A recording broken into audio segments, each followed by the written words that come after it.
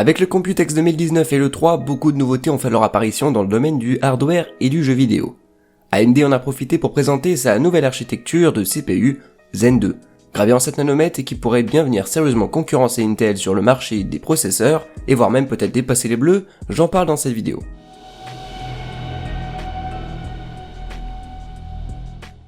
L'arrivée des Ryzen de 3ème génération promet de belles performances sur le papier avec la gravure en 7 nanomètres et la compatibilité avec le PCI Express 4.0, nouveauté sur le marché grand public. Je parle bien évidemment pour l'architecture Zen 2, je ne prends pas en compte les Ryzen 3200G et 3400G qui sont eux encore sous Zen+.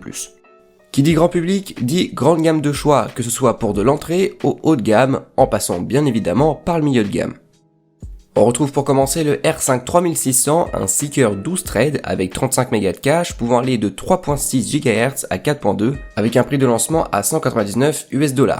S'ensuit sa dérivée en X, le 3600X, avec de plus hautes fréquences en base et en boost, plus 0,2 GHz. Ils devraient tous les deux avoir un TDP de 65 watts.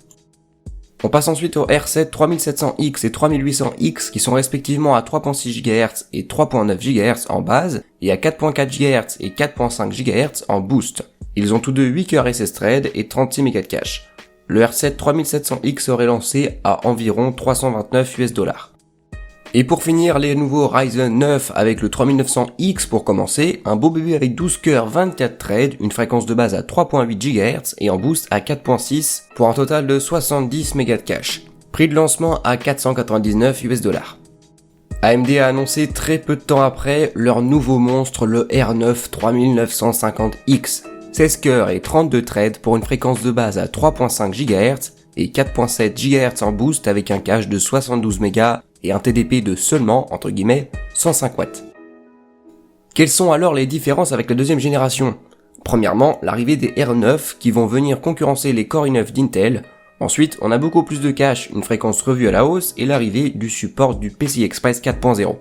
De plus, AMD l'avait évoqué lors du lancement des Ryzen de première génération, la troisième génération sera compatible avec les chipsets déjà existants. Je n'ai pas plus de détails si ce n'est qu'il y aura une compatibilité avec le chipset B450, X470 et X570.